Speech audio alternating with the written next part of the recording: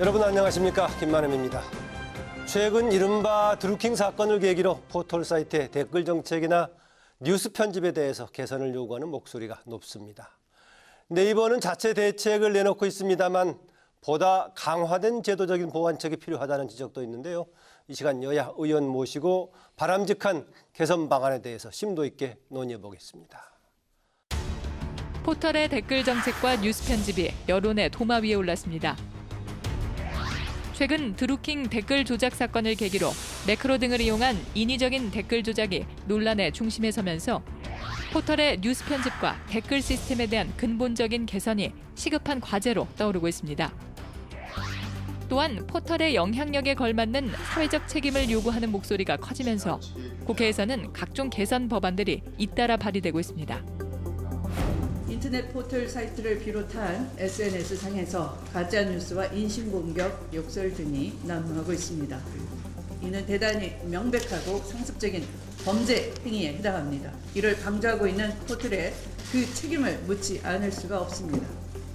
인터넷 포털이 사실상의 편집권을 행사하고 게이트키퍼의 역할을 수행하면서 사회적 아젠다를 설정하고 여론을 통제하는 사실상의 권력을 행사하고 있는 만큼 이에 대한 사회적, 제도적 통제는 반드시 필요합니다.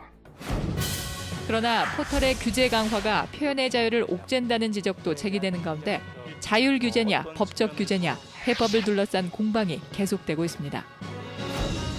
포털 댓글과 뉴스 편집의 바람직한 개선 방안은 무엇인지 이번 주 토론 당당에서 심층 토론해 보겠습니다.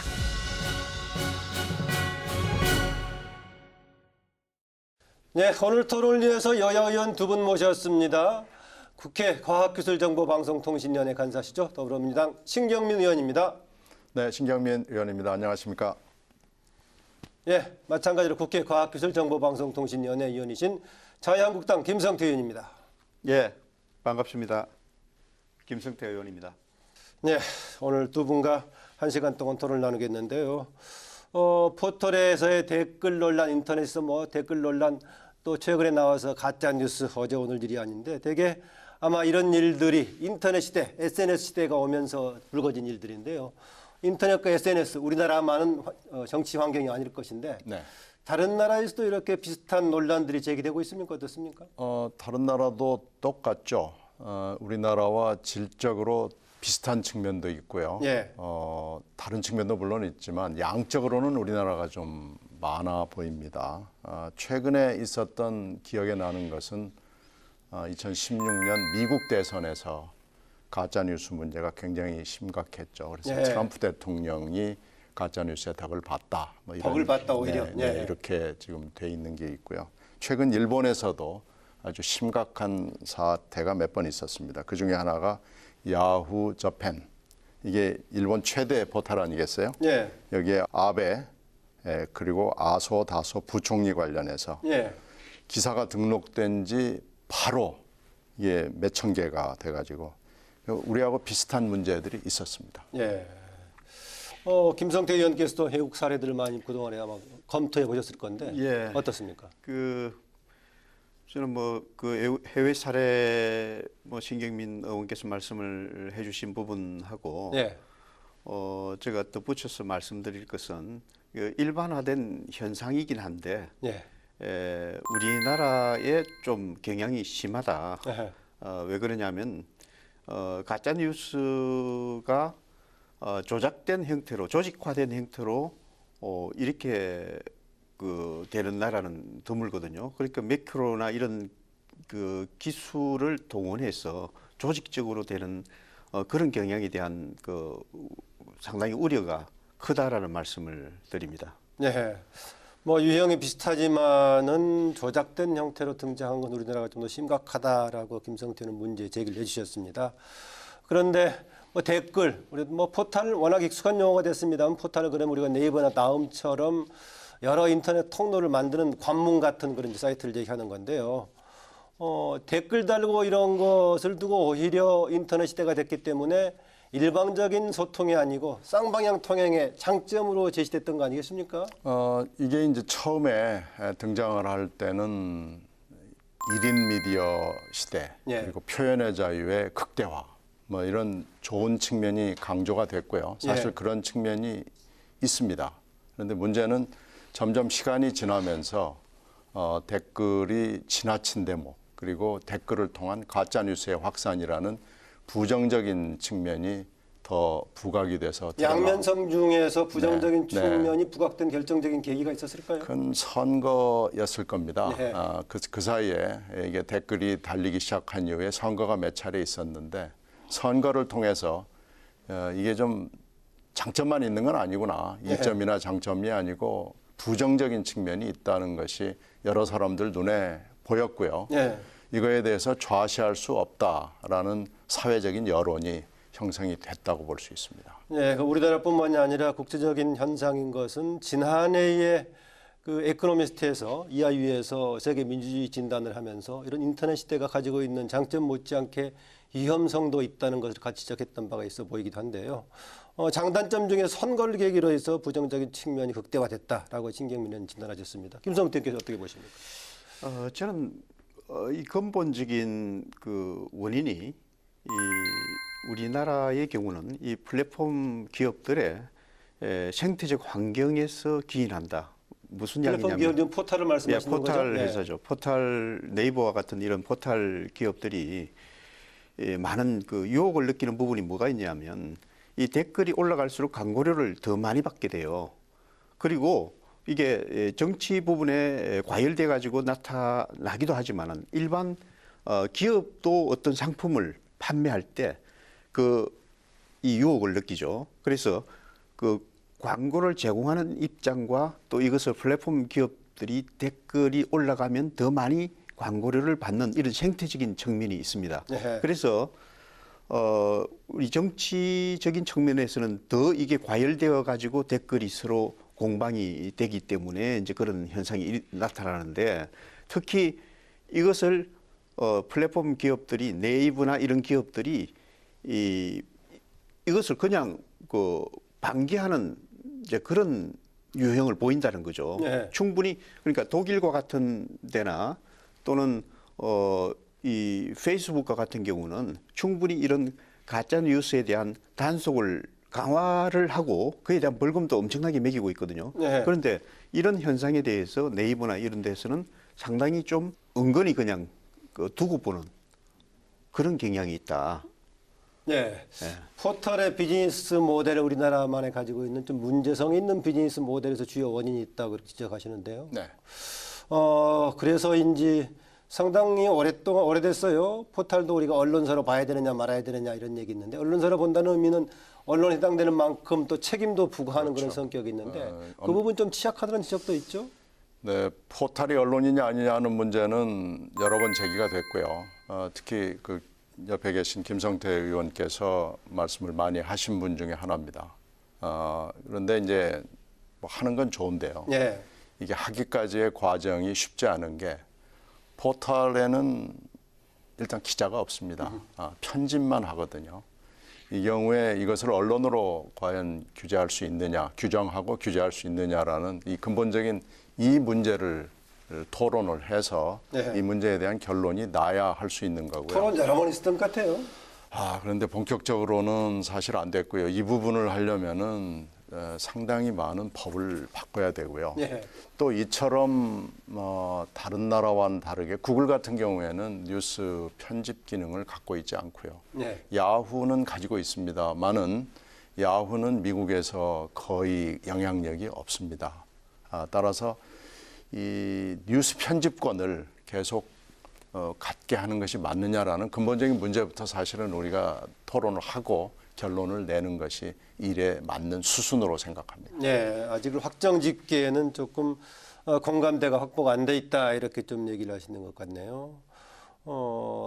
어떻습니까, 김성태 의원님? 그동안에 네이버 등에서 이런 문제 제기되고 했을 때 어떤 답변을 내놨습니까, 주로요? 포탈이 언론이냐라는 네. 질문을 제가 이혜진 회장 그때 그 국감에 증인으로 나왔을 때 네. 질문한 적이 있고 그에 대해서 충분히 우리가 언론이라고 할 수 있는 그런 여론들이 있습니다. 그리고 여기 이 판넬을 보시면 네.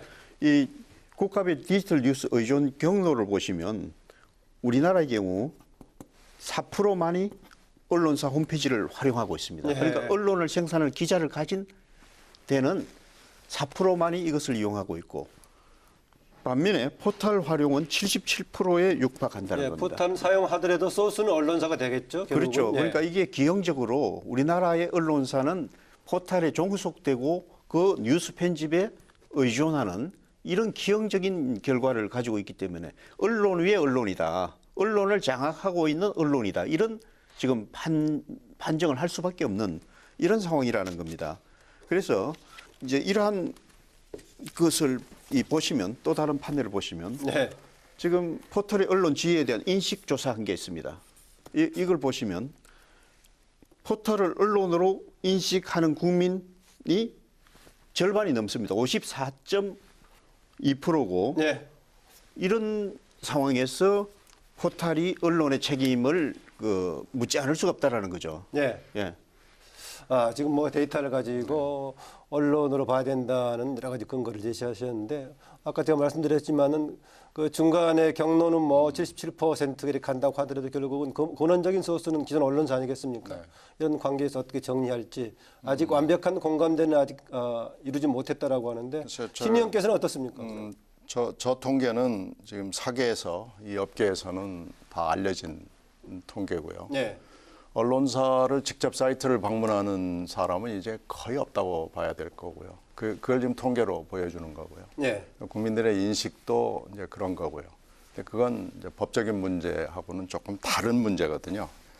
지금 전 세계적으로 이 콘텐트 프로바이더, 콘텐트를 생산하는 데가 그런 업계가 캐리어 업계에 잡아먹히고 있는, 그리고 캐리어가 공룡화되어 있는 이런 것은 일반적인 현상입니다. 네. 우리나라만 그런 건 아니고요.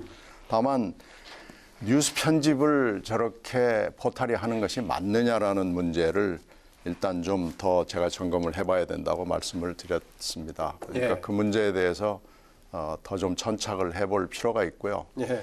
제가 말씀드리는 것은 포털이 언론사라고 지금 규정은 안 돼 있지만 사회적 책임, 정치적 책임에 대해서 너무 둔감하고 지금까지 회피해 왔고 여러 가지 국민적 요구, 시민적 요구, 소비자의 요구에 대해서 전혀 귀를 기울이지 않고 있다는 데는 그건 맞습니다. 네. 그러니까 포털이 지금 가지고 있는 그런 감각을 가지고 계속해서 그 기업을 해나간다는 건 맞지 않고요. 기업의 사회적 책임이라는 측면, 지금 사회적 책임을 넘어서서 정치적 책임을 져야 하는 상황까지 와 있거든요. 네. 포털이 그거에 대해서 너무나 지금까지 귀를 기울이지 않았다. 그 부분에 대해서는 저는 전적으로 동감하고 앞으로 이 부분은 철저하게 따져서 포털의 사회적, 정치적 책임 문제에 대해서 우리가 논의를 해서 필요하다면 법적 규제를 해야 되고요. 네. 그 전에 자율 규제를 할 수 있는 것은 해라라는 것이 저희들의 분명한 입장입니다. 네. 그렇다면은 국회 과방에서 어느 정도의 공감대를 형성하고 있겠군요. 그럼요. 조금 근본적인 차이는 네, 크게는 없다. 그래서 작년 국감에 여야가 일치된 의견으로 증인 채택을 해서 이 포털의 오너들을 부른 예. 겁니다. 불러서 국민들 앞에서 직접 묻고 그 자리에서 그분들의 생각을 듣고 방침을 내놔라라고 다그친 거죠. 네.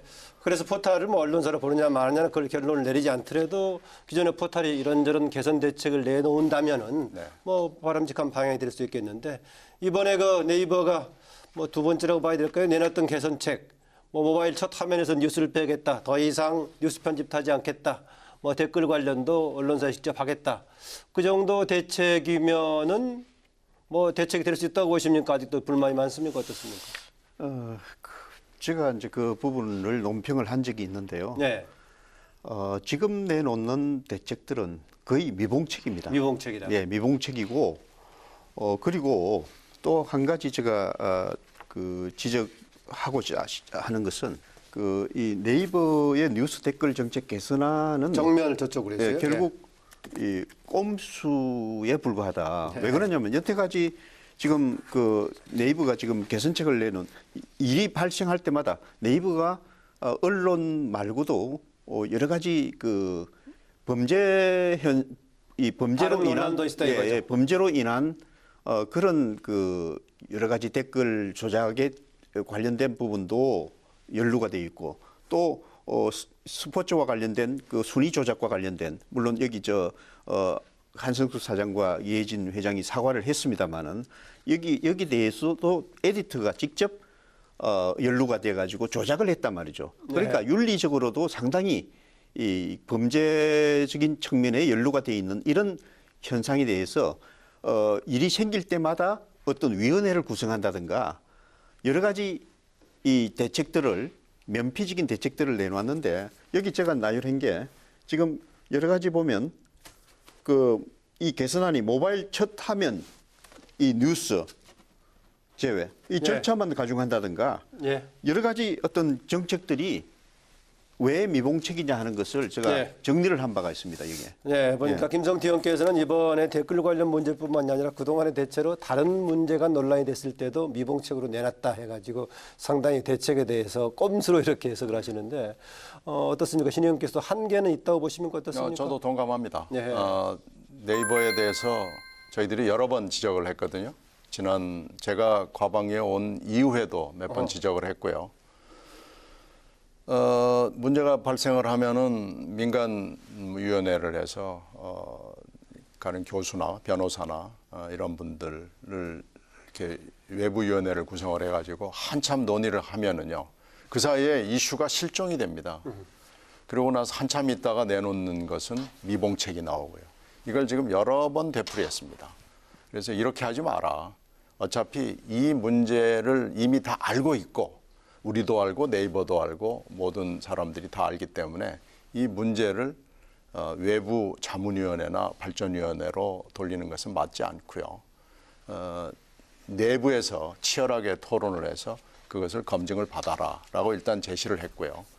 이번에도 제시한 내용에 대해서 저희들이 평가할 기회가 있었는데 김성태 의원의 말씀에 대체로 동감합니다. 네. 이렇게 또다시 뉴스 첫 화면에서는 뉴스 편집을 안 하고 자체 편집을 하고 진짜 편집은 AI를 통해서 뉴스 편집 이후에 화면 2를 만드는 거죠. 그래서 이름을 달리 해가지고 뉴스판, 뉴스 피드 뭐 이렇게 하는데 이건 미봉책이죠. 잘못하면은 화면 1이 아니고 화면 2가 메인이 될 가능성도 있고요. 그럴 수도 있겠네요. 뉴스 관심 쪽으로 바로 그렇죠. 넘어갈 수도 있으니까요. 그렇죠. AI를 한다는 것은 AI는 누가 만듭니까? AI는 사람이 만드는 거거든요. 네. 그럼 결국 뉴스 편집권을 내려놓는다고 하면서 뉴스 편집권을 사실상 실질적으로 갖고 있다는 얘기인데요. 왜 뉴스 편집권을 그러면 과감하게 포기하지 못하느냐라는 건 빤하거든요. 그러니까 이렇게 미봉책으로 가지 말고 근본적인 해결책을 내놔라라는 것이 저희들의 주문이고 평가입니다. 네, 저도 가끔 이런저런 논란이 나왔을 때 네이버 등의 대책을 보면은 한편으로는 상당히 확고한 중심을 가지고 있구나라는 느낌도 들고 다른 한편은 반대로 그렇게 둔감하다 문제 제기 이런 느낌을 받습니다. 그래서 어떤 배경인지는 모르겠는데. 그건 아무래도 이제 비즈니스 모델이겠죠. 네. 거기는 하여튼 사람들이 많이 와서 오래 머무는 것이 비즈니스의 요체거든요. 네. 그러니까 거기에 지금 그 요체를 포기할 수 없다라는 걸로 들립니다. 네. 다만 네이버 측은 그렇게 설명하지는 않습니다. 그 많은 사람들이 오는 건 좋은데 그 스테이 오래 머무는 거에 대해서는 그렇게 뉴스가 영향을 갖지 않는다라고 설명을 하지만 그 설명에 대해서 저희들이 납득하지 못합니다. 네, 그 민심과 정치권의 여러 가지 문제 제기에 대해서 민감하게 반응하게 되는 것이 또다시 인터넷을 통해서 계속 국민 여론이 확인되기 때문인데 그 여론의 창구인 지금 그 자체가 문제가 되고 있는 상황 아니겠습니까? 그렇죠. 아까 그 말씀하신 여러 가지 대안 중에 하나가 최근에 그 기사 클릭 시 바로 언론사 홈페이지로 연결되는 아웃링크 방식이 중요한 대안으로 제시되고 포털 회사에서도 검토하는 걸 얘기가 됐었는데 찬반이 팽팽하고 아직 어느 방향으로 결정은 안 됐습니다. 어느 것 논란 때문에 그렇습니까? 아웃링크를 가지고 그 언론사를 여론조사를 한 결과를 네이버가 정식으로는 공개하지 않고 있습니다. 여론조사를 상대로요? 네. 언론사를 상대로 여론조사를 해서 아웃링크냐 일링크냐를 여론조사를 한 결과가 있는데요. 공식으로 그 내용에 대해서는 결과에 대해서는 설명을 듣지 못했습니다. 다만 비공식적으로 들은 얘기로는 100여 개가 넘는 100몇십 개의 그 언론사 중에서 단 한 군데만이 아웃링크를 선호했다고 들었습니다. 네. 그 언론사조차도 자기들이 단 한 개 언론사라는 걸 알고 철회했다고 그래요. 그러니까 아웃링크를 하겠다고 공식으로 얘기하는 응답한 언론사는 없다는 얘기거든요. 그게 네. 이제 업계의 현실이거든요. 아웃링크가 원칙입니다. 아웃링크가 원칙은 맞지만 아웃링크를 하겠다 하는 언론사가 없다는 것은 현실이거든요. 이 원칙과 현실 사이에서 지금 갈등을 하고 있고 이것을 교묘하게 네이버나 포털들이 이용을 하고 있는 거다라고 저는 진단합니다. 그럼 현재 그 선택권은 어느 걸 택할 것인가 해당 언론사가 선택하는 건가요? 어떤가요? 할 수 있죠. 그런데 아웃링크를 선택한 스포츠 신문사들이 몇 년 전에 했다가 거의 파멸 단계 같은 실패를 봤거든요. 네. 그걸 우리가 실증적으로 봤기 때문에 지금 어느 언론사도 아웃링크를 선언하지 못하고 있는 상황이라고 볼 수 있습니다. 네. 그 아웃링크 이제 관련해서 좀 더 근본적인 문제를 봐야 되는데요. 지금 그 네이버와 같은 이 포털에 지금 그 핵심적인 문제가 뭐냐면 이 시장 그 지배력입니다. 시장 지배력이 워낙에 크고 네. 강력하기 때문에 여기에 대해서 이의 제기를 할 수 있는 그런 언론사들이 많지가 않다라는 데 있습니다. 이 언론사뿐만 아니죠. 다른 여러 가지 부동산이나 또 여러 그 골목 상권, 중소 상공인들이 이제 여기에 대한 불만을 똑같이 가지고 있는 문제인데요. 그래서 결국 그 핵심적인 부분은 이 지배력을 어떻게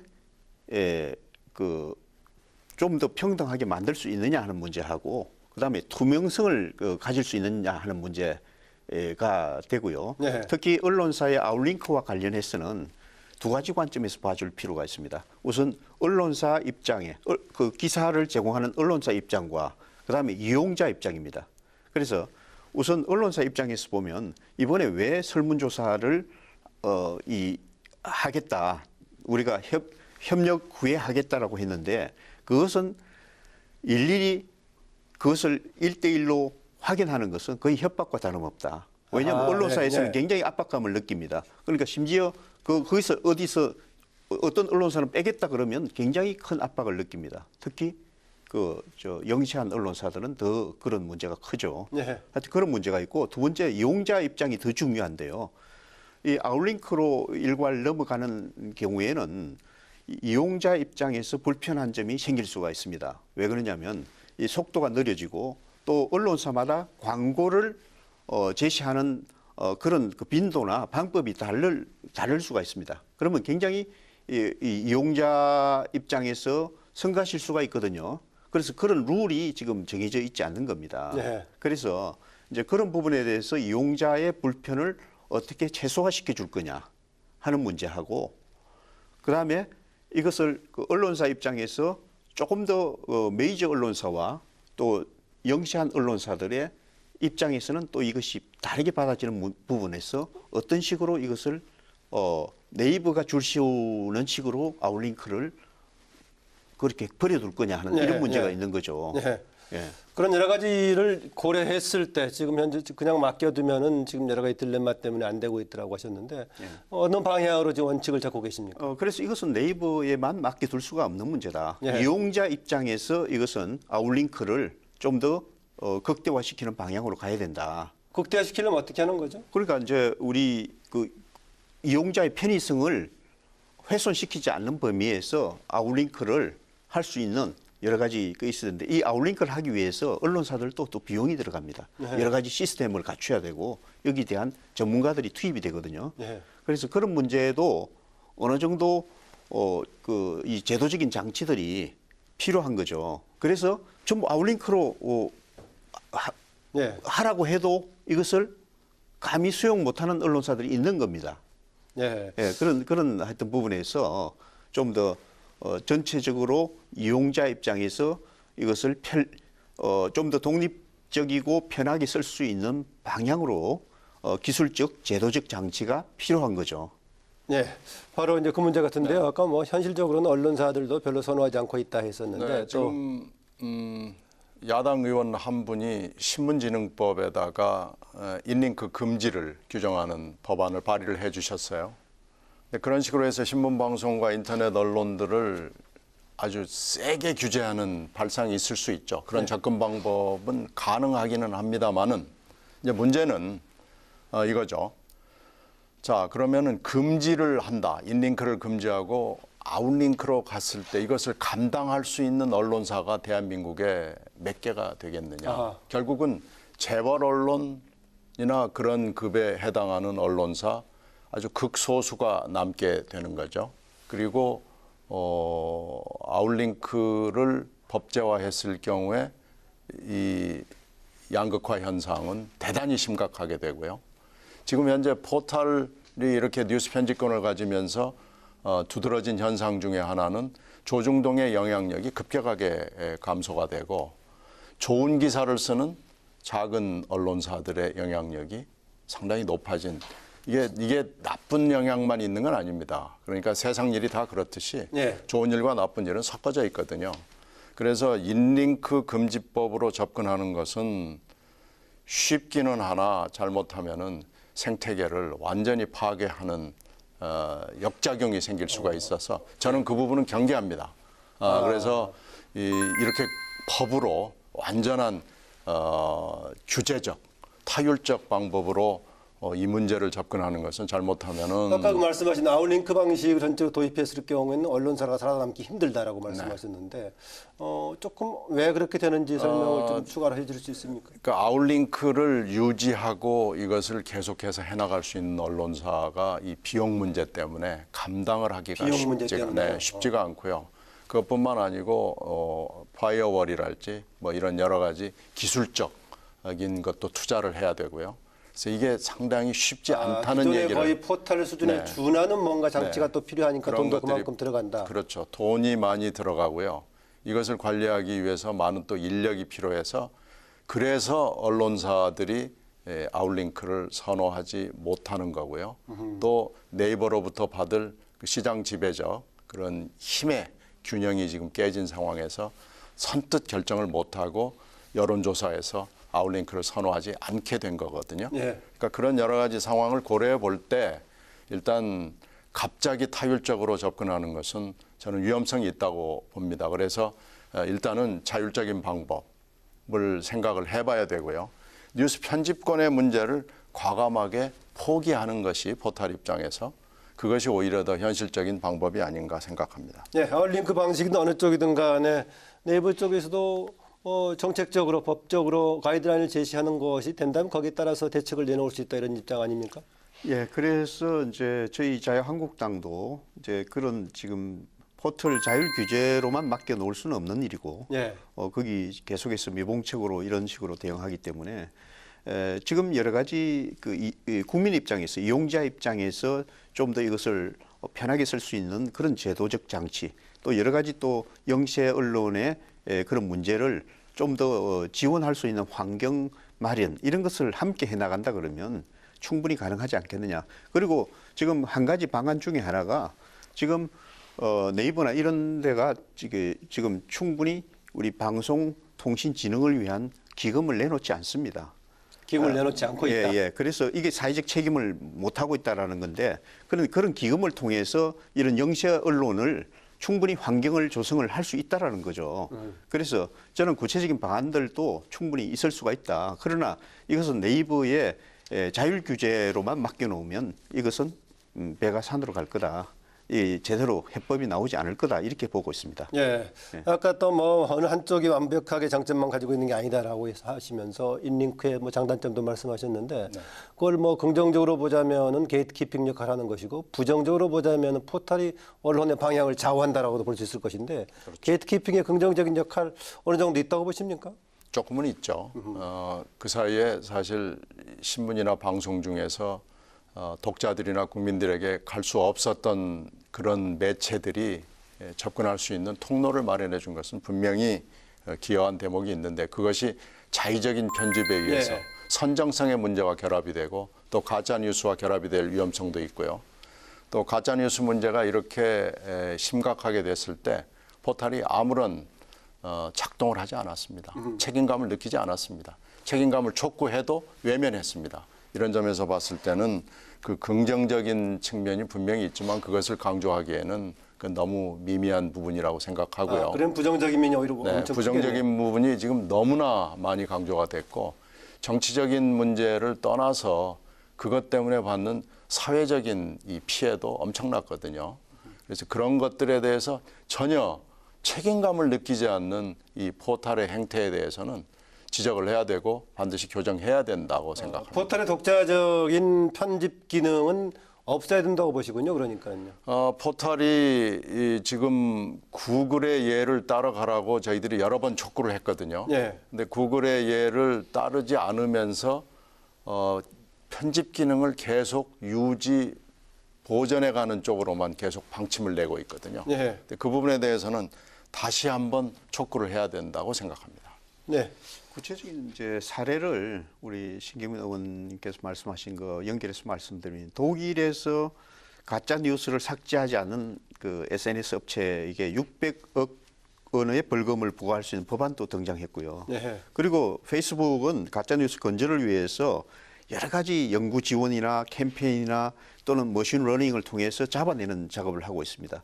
그래서 이런 노력들이 전혀 지금 그 네이버나 이런 데서는 없다라는데 이 사회적 책임을 다하지 못하고 있는 거 아니냐 이제 그런 이야기고 네. 오히려 이러한 여러 가지 댓글이나 이렇게 조작된 거를 그냥 버려두고 있는 왜냐하면 그 자체가 광고 수익을 댓글 수에 따라서 광고 수익이 굉장히 기하급수적으로 올라가거든요. 그런 걸 오히려 버려두고 있는 게 아니니까 하는 이런 의심을 받고 이게 결국은 범죄 행위를 같이 공범의 형태로 이것을 그 수익을 올리기 때문에 네. 범죄 수익을 환수해야 되는 법안까지도 저는 우리 자유한국당에서는 생각을 하고 있습니다. 그러면은 김성태 의원께서는 편집은 할 수 있대 다른 방식의 거기에 대한 책임과 규제를 강화하면 된다 그런 입장이신가요? 그러니까 편집권은 물론이고 그거는 전혀 가져서는 안 되는 거고 안 된다. 예. 안 되는 거고 예. 거기다가 그런 여러 가지 조작된 형태로 이득을 취하고 있기 때문에 그런 부분도 오히려 환수할 수 있는 그거는 저는 범죄 수익이라고 보고 있거든요. 예, 예. 환수해야 되는 그런 법안까지도 필요하지 않느냐. 예. 그렇게 지금 두 분 다 생각하고 뭐 있습니다. 지금 포털이 편집 기능 하는 것에 대해서는 뭐 문제가 있다는 공의 인식하고 있는 것 보니까 해당 상임위에서 대체로 방향이 쭉 잡혀 있겠군요. 대체로. 네, 그건 여야가 뭐 인식을 같이 하고 있다고 봐야 되고요. 예. 실검의 문제도 제가 거론하지 않을 수가 없는데요. 예. 실검도 저는 포기하라는 얘기를 포털 쪽에다가 요청을 했습니다. 그리고 실검을 굳이 해야 된다면 실검을 즉각적으로 하는 것보다는 어떤 일정한 기간, 일주일이나 한 달에 한 번 정도 예. 이렇게 하는 것은 좋지만 지금처럼 시시각각으로 실검을 하는 것 때문에 실검을 독점하기 위한, 실검을 상승시키기 위한 여러 가지 비즈니스들, 나쁜 의미에 있어서 비즈니스들이 있거든요. 예. 그러니까 이런 것도 좀 다시 한번 재검토를 해달라고 얘기를 했고요. 이번에 논의를 하면서 저희들이 좀 깜짝 놀란 것 중에 하나는 그 사이 가짜뉴스 문제를 그렇게 많이 얘기를 했는데 가짜뉴스를 신고할 수 있는 창구가 없었습니다. 그래서 가짜뉴스 신고센터를 개설해달라고 그래서 그것은 포털이 수용을 해당 했습니다. 포털 회사에 네, 그래서 지금 포털들이 모이는 그 민간 자율기구가 있기 때문에 거기에다가 가짜뉴스 신고센터를 개설을 했습니다. 예, 지금 뭐 실시간 검색어 얘기했었는데 그것도 문제다. 굳이 필요하다면은 일정 기간 뭐 일주간이라든가 뭐 이런 식은 할 수 있지 않느냐 그런 입장이시네요. 예, 실검도 실질적으로 조작되는 경향이 있기 때문에 이제 그 자체가 순위 조작을 할 수 있는 그런 부분이고 실질적으로 그런 사례가 또 있었지 않습니까? 구체적으로 사례를 제가 말씀을 드리면 이 검색 장악력 때문에 네이버 스포츠 서비스 관련해서 프로 축구 연맹에서 이것을 부탁을 해가지고 에디트가 조작을 순위를 조작을 해버렸거든요. 연맹이란 조직에서 부탁을 했군요. 그러니까. 예. 그러니까 이게 네이버의 에디트가 이것을 내부에서 부탁을 받아가지고 조작을 한 겁니다. 그러니까 이용자 유저의 조작이 아니라 예. 회사에서 조작을 했다는 그렇죠. 거죠. 그러니까 이런 사례 때문에 저번 국감에서 한성숙 대표가 사과하고 이해진 그 의장이 사과를 했던 겁니다. 그래서 이제 이런 부도덕한 그런 뭐 심지어 우리가 그 네이버 그 자체가 가지고 있는 공신력 자체도 믿을 수가 없는 그런 상황이 온 겁니다. 네. 그래서 이런 것들을 어떻게 그리고 이것을 통제하려고 해도 우리 국회에서 자료 요청을 해도 자료 요청을 받을 수가 없습니다. 왜냐하면 이것은 우리 국감 대상 기관이 아니다. 민간 비즈니스 분야다. 이렇게 이야기하거든요. 그래서 공공의 책임성, 사회적 책임성을 가진 기관으로 분류를 할 필요성이 있다 해가지고 신경민 의원께서도 법을 한번 낸 것을 제가 기억을 합니다만은 그 부가가치 그 업체에 대한 정의나 네. 이런 부분에 대해서 다시 한번 정의를 내려야 된다. 그래서 저도 이제 이와 관련해서 뉴노멀법이라 해가지고 그 네이버의 투명성과 사회적 책임을 강화할 수 있는 그런 종합적인 법안을 제가 제출한 바가 있습니다만은 이 부분도 사실은 그 당시에 그 작년에 제가 10월달에 제출을 했는데 좀 더 민주당의 적극적인 지원이 있었으면 이것이 저는 좀 관철이 되지 않았을까. 그때는 좀 상당히 좀 머뭇거렸습니다. 사실 민주당에서. 머뭇거린 적은 없습니다. 아니 그래서 뉴노멀법은 잠깐 뭐 제 견해를 말씀드리면 아니 제가 말씀 다 드리고요. 네네 그러시죠. 그래서 그것을 내고 나서 충분히 그때 검토할 시간이 있었음에도 불구하고 여러 가지 좀 어려운 점이 있었고 또 심지어 우리 네이버의 정인 채택 과정에서도 좀 어려움이 있었습니다. 우리가. 네. 예. 글쎄요. 뭐 머뭇거렸다고 말씀하시는데 그 머뭇거린 게 아니고 포털사의 경쟁 상황 평가를 의무화하자는 게 뉴노멀법의 핵심이거든요. 네. 그리고 방발기금 아까 말씀하신 거. 그래서 그 부분에 대해서는 경쟁 상황 평가를 하기 위해서 굉장히 많은 자료가 필요해서요.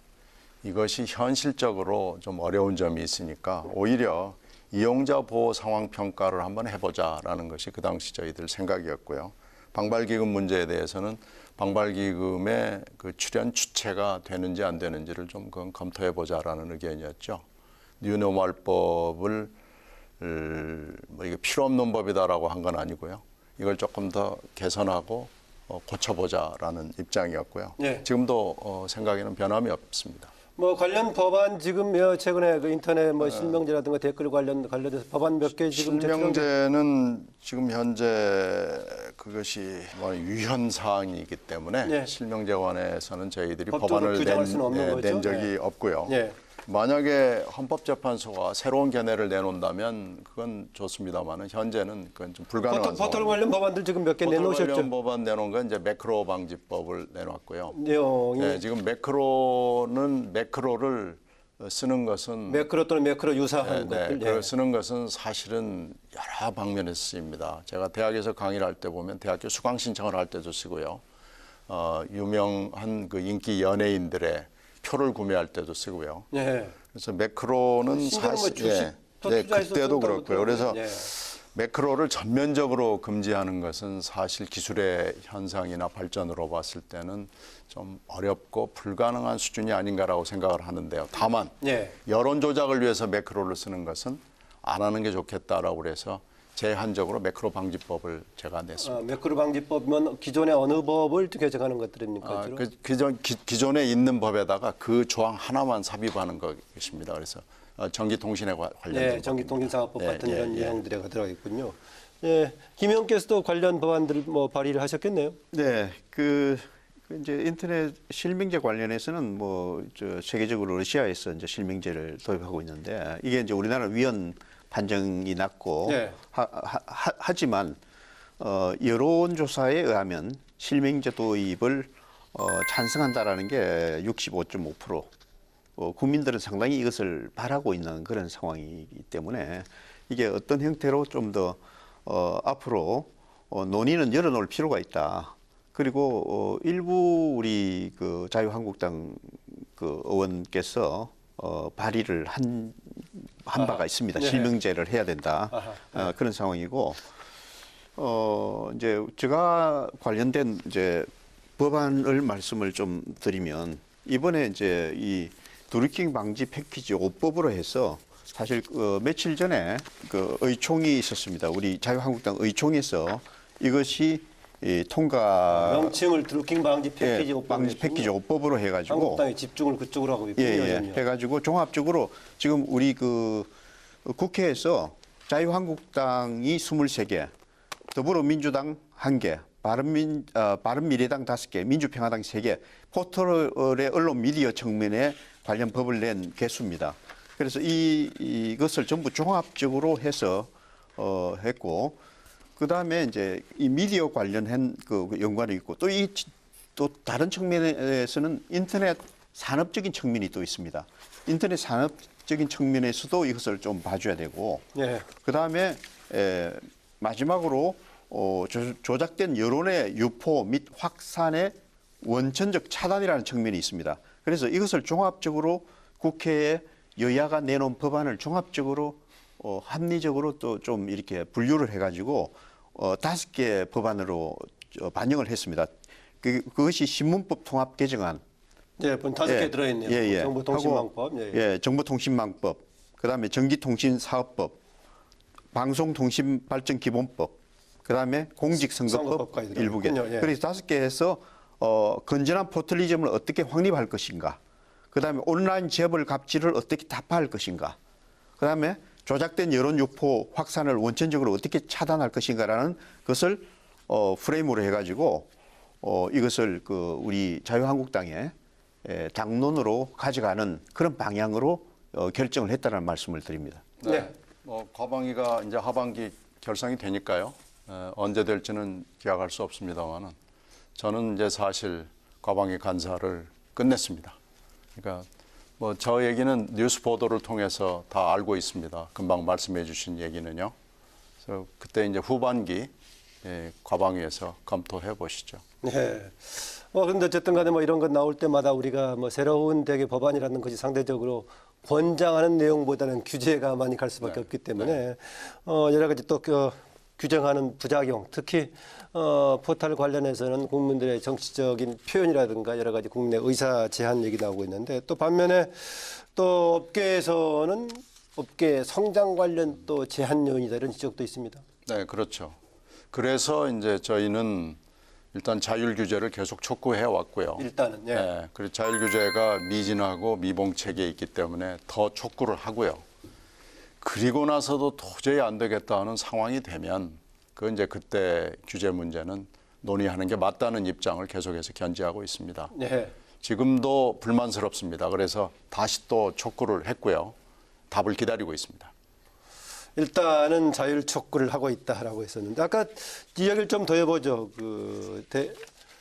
댓글 실명제 관련이요. 일단은 전부 실명을 하기로 아까 헌법 재판소에서 다른 결정이 나오기 전에는 새로운 법안을 만들기가 쉽지 않다라고 말씀하셨는데요. 일부에서는 선거 기간만이라 어떻게 하자 이런 등등 나오는데 선거 기간은 지금 하고 있습니다. 네, 선거 운동 기간에는 지금 하고 있기 때문에요. 네. 그건 뭐 선거 운동 기간 아주 짧은 기간 몇 주 동안은 그렇게 하고 있고요. 근데 지금 아마 서양 경우에서 좀 시사를 받을 수가 있는데요. 이 미국의 대표적인 언론기관인 뉴욕타임즈, 워싱턴 포스트, 월스트리트 저널 같은 경우에는 네. 댓글 숫자만을 기사 아래다가 표시를 합니다. 그래서 댓글을 보려면 다시 클릭을 해야 되고요. 그리고 뉴욕타임즈 같은 경우에는 댓글도 관리를 합니다. 네. 그래서 댓글이라고 해서 모든 기사에 다 쓸 수 있는 건 아니고 댓글을 쓸 수 있는 기사를 선별을 해내고요. 네. 그리고 아무 얘기나 다 시간 순서나 공감 순으로 가는 건 아니고요. 공감순도 사실은 이 한국적인 현상이거든요. 그래서 뉴욕타임즈 경우에는 댓글도 편집을 합니다. 댓글도 댓글다운 본문 기사에 해당되는 그리고 적절한 댓글을 편집을 해서 올려주고요. 그것도 24시간 이후에는 없앱니다. 현행법에서도 지금 댓글이 조작됐을 때 어떤 법의 규정을 받습니까? 지금 현행법에서는 특별히 규정을 하고 있지는 않고요. 다만 일반 형법에 따라서 명예훼손적인 문제, 네. 또 범죄적인 문제가 있으면 삭제할 수 있는 권한을 갖고 있고요. 그런 정도의 일반적인 규제밖에는 더 없거든요. 이상의 뭐가 필요하다고 문제의식을 가지고 있다고 전에 지금 이 보도됐던 것 뉴욕타임즈 같은데. 경우를 제가 설명을 해드렸는데요. 댓글도 기사의 일부분이라고 만약에 판단을 한다면은 그 댓글에 대해서도 뭔가 그 기사를 쓴 언론사가 얘기를 할 수 있어야 되고요. 이게 이제 뉴욕타임즈 경우처럼 댓글을 편집하거든요. 네. 근데 이게 문제는 댓글을 포털이 관리할 수 있는 범위를 넘어설 정도로 양이 많습니다. 그러겠죠. 엄청난 양의 기사가 나오는 데다가 그 기사에 또 엄청난 댓글이 붙기 때문에 저희들이 포털의 책임을 얘기할 때 이것을 당신들이 책임을 져야 되지만 이미 양이 책임을 질 수 있는 그 한도를 벗어나 있는 거 아니겠느냐. 그렇다고 그러면은 댓글을 포털이 관리한다는 것은 우리가 촉구는 할 수는 있지만은 그 말하자면 양이 너무 많은 거죠. 그래서 이걸 아까 어떻게 말씀하신 댓글에서의 기존의 명예훼손 이상의 다른 규제라든가 처벌이 필요하다고 보십니까? 어떻습니까? 그것을 법으로 한다는 것은 좀 검토를 해봐야 되겠는데요. 쉽지 않아 보이고요. 그러니까 댓글이 너무 많기 때문에 기사도 많고 이러기 때문에 댓글을 관리할 수 있는 방법, 댓글의 편집 기능은 필요하고요. 이것을 누가 져야 되느냐 하는 문제에 대해서 검토를 해봐야 된다고 생각합니다. 네.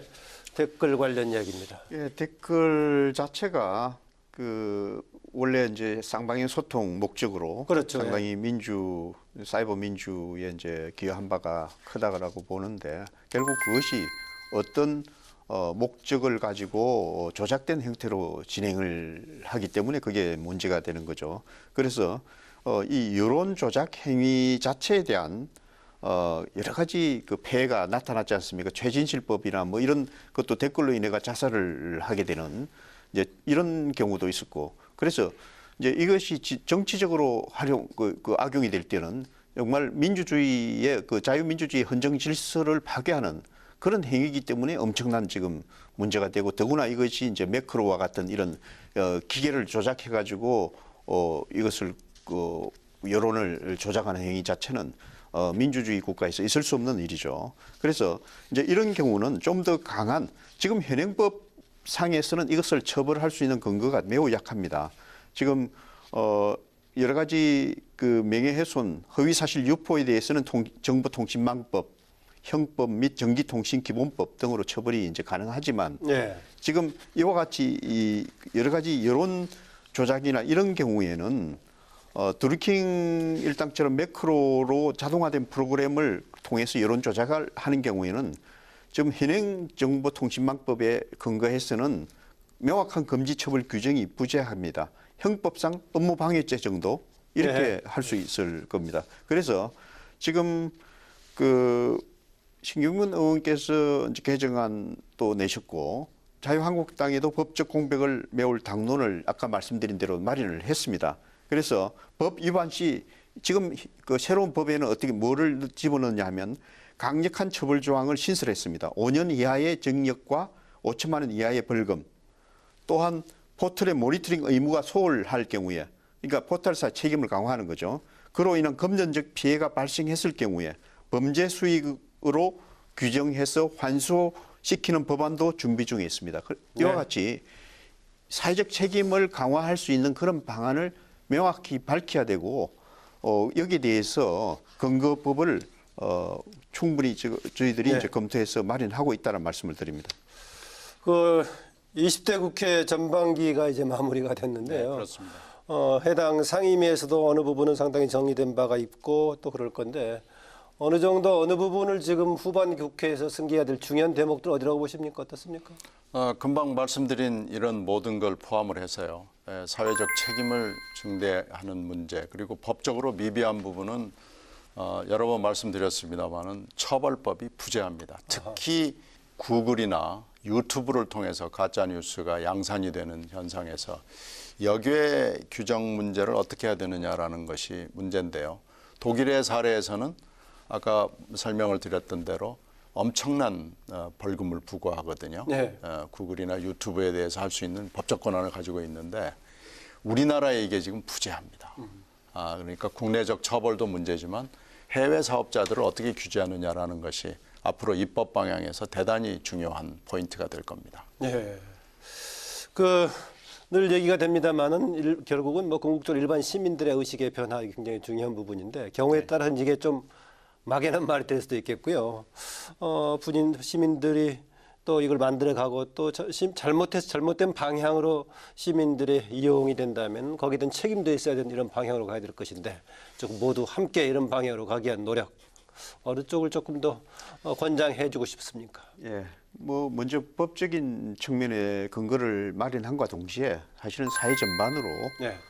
이 정보 문화에 대한 그 중요성을 좀 더 강화를 해야 되지 않는가. 그러니까 시민 의식을 통해서 우리가 초기에 정보 문화 운동이 있었습니다. 그것은 주로 우리 그 정보화가 진행됨으로써 정보화를 어떻게 활용할 거냐 이런 측면에 많은 초점 맞췄지만은 저는 신정보 문화 운동이 필요하다. 그것은 좀 더 우리가 자발적인 그 윤리 의식을 이런 이 온라인과 오프라인의 공간에서 확산시킬 수 있는 그런 자정적 노력이 확산되어야 되지 않겠느냐. 네. 그리고 그것이 민주주의의 근간이 되어야 된다. 그리고 거기에 대한 위반에 대해서는 강한 또 페널티를 부여해야 되고, 그리고 거기에 대해서 이 플랫폼이나 이 포털 기업들의 사회적 책임은 매우 엄중하게 우리가 물어야 된다. 그렇게 생각하고 있습니다. 그 이유는 우리나라가 가장 앞선 IT 강국이 되기까지 포털사들이 많은 빚을 지고 있습니다. 거기에 네. 대해서. 그래서 그런 인프라나 이런 그 정보 활용을 위한 정보 문화 운동을 통해서 사실 포털사들이 성장을 했고 네. 그 과실을 따먹고 있는 겁니다. 그에 대해서 사회적 책임은 분명히 져야 되고 또 언론사나 여러 가지 방송의 그 여러 가지 컨텐츠들을 플랫폼 포털사들이 네. 이 프리라이더처럼 활용하고 있는 부분에 대해서 충분히 방송 발전 기금이나 이런 걸 통해서 거기에 대한 그 보답을 해야 된다. 네. 이것이 사회적 책임에 가야 될 방향이고 또 골목 상권이나 이런 폐해도 충분히 막을 네. 수 있는 그런 제도적 장치가 필요하다. 이렇게 봐집니다. 김성대 의원께서도 네. 후반기에도 과방 이쪽의 활동을 계속하실 계획이신 것 같은데요. 말씀하시는 거 보니까. 뭐 저는 뭐 이쪽 분야가 전문성이 있는 분야라서 네. 계속해서 할 생각을 가지고 있습니다. 계속 해왔던 그동안의 작업과 과제, 법안 뭐 계속 추진할 네. 것 같아 보이네요. 네. 그 인터넷 사용자의 시민의식 관련 한 말씀 주시죠. 지금 미디어 리터러시 교육 문제가 화두로 떠오르고 있거든요. 그래서 이 미디어 리터러시 교육을 그럼 학교에만 맡길 것이냐, 또 학교 안에는 어떤 커리큘럼을 둘 것이냐라는 문제도 있고요. 예. 이 미디어 리터러시 교육을 위한 기관 문제도 생각을 하고 있습니다. 그래서 이 부분에 대해서 일단 국민의 의식을 제고하는 쪽으로 방향을 잡고 있습니다. 인터넷이라든가 미디어 관련한 지금 이제 교육 과정이라는 공식적으로 없었군요, 지금까지. 네, 지금까지 별로 그렇게 적당한 프로그램이 없었습니다. 그동안에 우리나라가 민주주의 관련해서는 민주주의 시민교육 이런 것 도입된 지 그렇게 얼마 안 됐었는데 네. 지금은 이제 바로 인터넷 시대에 관련된 시민의식 뭐 되군요. 거의 뭐 시간이 마무리되는 방향이 되는 것 같은데요. 포털 댓글 뉴스 편집에 바람직한 개선책 다시 한번 압축해 주시고 또 마무리 못하신 말씀 포함해서 한 1분씩 말씀 듣고자 합니다. 신경민 의원님. 네, 포털에 대해서 국민 여러분이 의존도는 절대적이어서 사실은 이제는 포털 없는 세상을 꿈꾸기는 어렵습니다. 그거에 걸맞는 규제가 없었던 것도 물론 중요했고요. 회사들이 그런 사회적 정치적 책임에 대해서 매우 둔감했다는 것이 오늘 대화를 통해서도 여러 번 확인이 됐고 이 부분에 대해서는 여야가 생각을 같이 하고 있습니다. 그래서 앞으로 이 부분을 고치고 업그레이드 할 수 있는 방안을 찾아보도록 하겠습니다. 네, 김성태 의원님. 지금은 모든 사회, 경제, 문화, 정치 모든 것을 이런 플랫폼, 포털을 통해서 국민들이 살아가고 있습니다. 그래서 이러한 여러 가지 생태계를 건전하게 한 단계 더 발전시킬 수 있는 방향으로 가야 되는데 가장 중요한 것은 이 포털사들의 공적인 영역에 이미 많이 들어와 있음에도 그러한 사회적 책임과 투명성을 갖추지 못한 데 있습니다. 그래서 이런 부분에 대해서 좀 더 이 포털사들의 새로운 하나의 그 사회적 책임과 또 앞으로 어떤 방향으로 우리 사회에 기여할 것인가 이런 부분에 대해서 충분히 고민을 하고 제도적 장치를 마련해야 된다. 따라서 우리 국회에서도 여야가 힘을 합쳐서 이번 드루킹 댓글 사건과 같이 민주주의 헌정 질서를 파괴하는 이런 일들이 다시 발생하지 않도록 할 수 있는 그런 제도적 장치도 함께 마련해서 좀 더 우리나라가 새로운 4차 산업혁명 시대에 앞서갈 수 있는 그런 국가가 될 수 있도록 노력하겠다는 말씀을 드립니다. 감사합니다. 네, 오늘 두 분 말씀 잘 들었습니다. 예. 네. 그동안에 전반기 때 준비해 오셨던 것 후반기에서 마무리가 잘 될 수 있도록 부탁을 좀 드립니다. 네. 이제 그 미디어 환경이 바뀌어야 한다는데요. 여기에 대해서는 많은 분들이 공감합니다. 건전한 공론의 장으로서 순기능을 살리고 언론과 포털이 상생 발전하는 방향으로 최선의 대안은 무엇인지 여야가 머리를 맞대고 해법을 고민해 주시길 바랍니다. 토론당당 오늘 여기서 마무리하겠습니다. 고맙습니다.